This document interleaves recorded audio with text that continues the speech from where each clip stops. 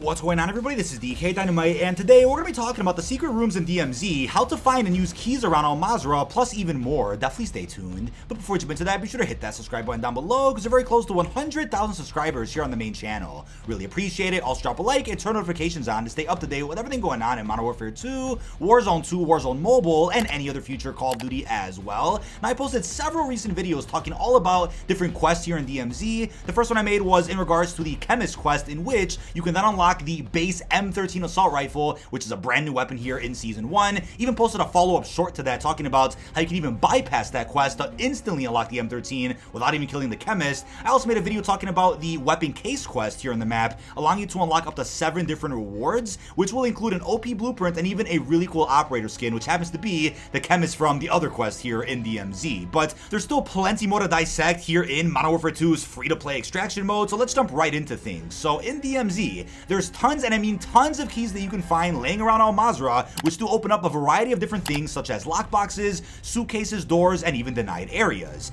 Keys are found in random loot chests or can be stolen off of enemy bodies if you happen to kill them. You can also get some keys from completing faction missions. As you can see right here, I know I got one for completing the Big Spender mission on tier 2 for Legion, and you'll see the key get unlocked right when I exfil after completing that mission. Go back to the menu and the key will be available right there for you. So what's important to remember now is that keys have a limited amount of uses. Some say you can only use them once, others twice, some up to 3 times, right? They're all different and it varies from key to key. When you pick up keys and exfil with them, they'll be stored in your backpack so you can spawn right back in with them during your next match. However, you don't need to do that. I'd highly recommend unequipping those keys from your backpack so you don't always spawn in with them, considering the risk of being wiped during your next match, which would mean you'll lose everything. You will lose all the keys in your backpack if somebody kills you. I'd also say, unless you know that the 2 keys you have open doors that are very close to each other, then just bring in 1 key per match, if that though. I think it's best to save keys for a specific purpose, as we'll talk later about deeper in this video. Definitely don't go anywhere or use timestamps to skip around to the topics you want to hear more about. So when you find a key, it'll often have a name that won't make sense to you right away unless you're really familiar with all the points of interest here in Al Mazrah. You could have names like Cavern Boat Dock Shack Key, which is a mouthful, N for Back Room Key, South Guard Shack, even Police Academy. Now the way to figure out where these go isn't always in the name of the key, but the coordinate hint that's listed underneath that key name, as you could see. Also, several examples on screen which do show certain coordinates, and if you look at your TAC map, you can easily distinguish where the letter is on Al Mazrah with a number. So if you have to go to B6 or C5, you can easily match that up with whatever the key is asking you to do. Now sometimes you'll get a key that has a coordinate that says question mark then a number instead of a letter and a number, and what that usually means is that the name of the key is a strong enough hint as to where to go. That kind of key will usually have the point of interest mentioned in the key or the description of the key. Let it be Observatory, Akdar Village, Sawa Village, Rohan Oil. In that case, it's easier to know where you have to go, whereas with other keys, they just give you a hint as to what kind of object you're looking for, whether it's a door or a loot chest. That's when it gives you the clear coordinates of where you have to go on the map to possibly find that. Hopefully that makes sense in terms of the hint that the key actually gives you. Now let's start off with the basic doors that these keys could open. You can't really miss these doors since X marks the spot, right? You'll see these doors that just stick out, and obviously upon going up to them, you'll be prompted to interact with the door to use the key that's in your inventory, and if the key matches, the door will open. So these doors tend to look the same all around Al Mazrah, which is a really good indication that if you walk up to one of these, you'll just know that you need a key to actually open up that door.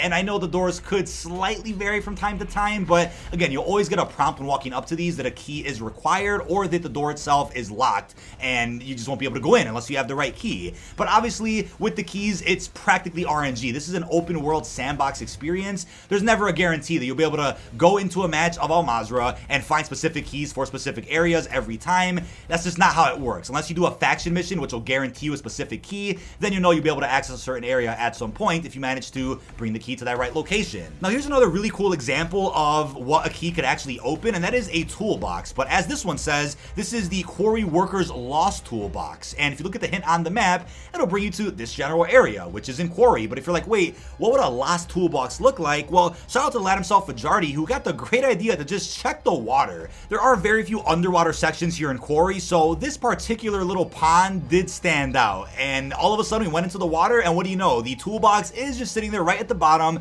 Go up to it, open it up, and what do you know? We managed to get yet another key that'll open up another area of the map. So I'm not going to say it's 100% certain, but I wouldn't be shocked if all toolboxes on Al Mazrah, if you have a key to open open them will just end up giving you another key for a better area that'll have actual loot. That could be how it works, but I know I opened up this exact same toolbox a couple of games later yet again because I found another key for it, and it gave me yet the same key for a different area here on Al Mazrah. So I do think the rewards inside of these toolboxes are probably the same every single time, but let me know what your experience has been down below in the comments. Now, that's also not to say that all toolboxes have to be underwater, but if it does say lost toolbox, definitely look at an area that isn't just sitting on a shelf or isn't sitting in an area where typical loot boxes would be. Look for an area that would be considered quote-unquote lost in that point of interest. We then have this bag over in terminal. So this is another area that I feel like could be very confusing, because if you're looking for a lost luggage of sorts, you're like, wait, there's 100 luggages all over this area. But looking at the coordinate hint that we got from the key, we're able to pinpoint exactly where this could have been in terminal. Walked up to this bag, I inserted the key, and boom, there was some decent loot just sitting right here in the luggage. And I wouldn't get my hopes up too much for decent loot when you're using a key on like a toolbox or a bag or even like a small chest. You'll expect the best loot when you open up an actual door, as I showed you footage of a couple of minutes ago. But still, it's great to show you guys different examples of where these keys can go. Now, I also want to talk about denied areas, because denied areas might be confusing to some people out there who are new to DMZ. You can get into a denied area one of two ways, as it seems. One, finding a secret hatch or a secret way into said building, whether it's a ladder and then an elevator to go all the way down, or maybe like a cracked window somewhere, or you could just use one of the keys that you find to just walk through the front door or wherever the main entrance is of that building. The key will just open up and boom, you'll end up being greeted by tons and tons of AI that are guarding this denied area. But a denied area will contain really high quality loot. We're talking a bunch of armor, satchels, gas masks, awesome blueprints, whatever the case is. So denied areas are good to go to when you're prepared though. And the thing is, it looks like any key that can open a denied area is considered a legendary key. As you see the difference on screen right here, this key definitely stands out in comparison to the other keys that we found, which opened up other things like, again, toolboxes, bags, or even doors. This legendary key is a special one and opens up very high rarity loot areas of Al Mazrah. I know in the gameplay, I'll show you guys on screen, we went to Syed Mall with the key, went to the embassy, and both of these areas had some of the best loot you could have probably found in a match at DMZ, which is, again, great for going in with maybe nothing. Let's say you spawn into that match at DMZ with not too good of a loadout, didn't really have much, you wanted some money, you want to do some contracts, you open up these denied areas and you can get set right away after leaving the area itself. But if you guys are like, wait, DK, what's actually the point of the key quest here in DMZ, right? It looks like denied areas do have some of the best loot, so why even bother going for the other secret rooms or the tool chest or the bags in the airport? Well, here's the answer to that, right? It's just something extra. I mean, it reminds me perfectly of the red door Easter egg from Verdansk 84, where you'd go through and it'll throw you into a room that just has some pretty solid loot in it. A couple of chests, you can get an armor satchel, a gas mask, you get some pretty high rarity blueprints.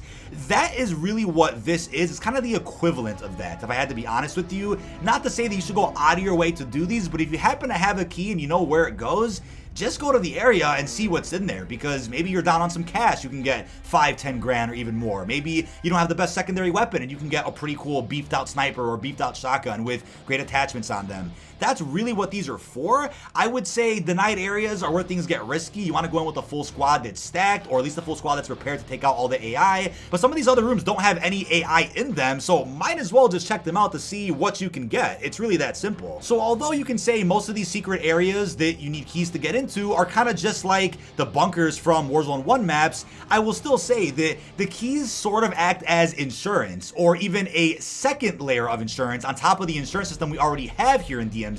So obviously, as you guys know, when you spawn into a match of DMZ, everyone spawns towards the outskirts of Al Mazrah. So if you have a key that is for somewhere towards the middle of the map, you probably want to dart there as fast as you can before any other actual teams can get there. Obviously, watch out for AI. But let's say you have a great loadout in DMZ and you lose it, whether another team killed you, whether you crashed, whatever the case was. So you say, okay, I have an insurance weapon over in my loadout. I can go back to the menu, pick one of my favorite blueprints that I already have, and use that as my primary starting weapon. But then you lose even that. Let's say you lose that for either a crash or you guys get killed. You're running bad that day. You have some bad luck. The keys sort of act as a third option for you, right? You might spawn in with just your fist or a random weapon, so you do a little bit of looting, you find some armor, maybe even a gas mask, and then maybe you trade in some valuables to get a 3-play armor satchel, or you buy an armor box, whatever the case is, if you have some keys on you and you know where they go, you can then get set up right away by going into some of those secret rooms, getting a beefed up blueprint or getting a bunch of cash, and then going to that buy station and getting yourself set up again.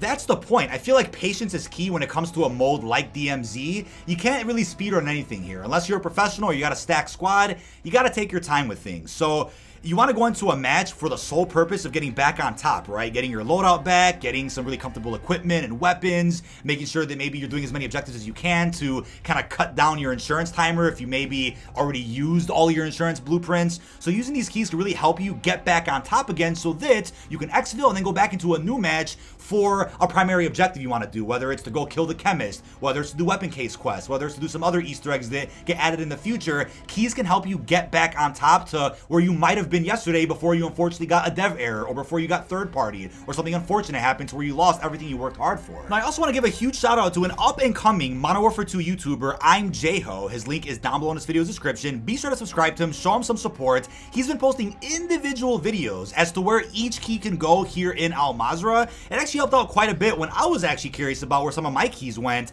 So this is the channel you guys want to see. If you want to go ahead and figure out where each key goes, it'll take a very, very long time to figure out where every single key can possibly go. We don't even know how many keys there actually are here in Al Mazrah. I've gotten quite a few over the last few days and I'm still running into new ones nearly every single match. So that's that. I will still say, right, have your base loadout. Hopefully you don't lose it. Have your insurance loadout also ready with the blueprint of your choice. Those are your two options, right, in case something goes wrong. But then your third option, once again, is to have those keys lined up. Have them stowed away and maybe not equipped so that you don't lose them in case you die, but have those in the back end of your loadout at the main menu. In the case that you lose everything, you can just equip those keys, go into a match, get some good loot again, and hopefully exfil right after that so that you're then prepared for the next match you end up playing, which is probably going to be when you have a primary objective. You have a goal that you want to do. You want to beat this, you want to beat that, but you can't do any of that unless you have a solid loadout, which keys can really help set you up with. But that is about it. This has been dkdynamite. Leave our thoughts down below in the comment section. What are your thoughts on the secret rooms we have thus far over in DMZ? How are you feeling about the brand new key system and everything else we discussed? Really hope you've enjoyed, and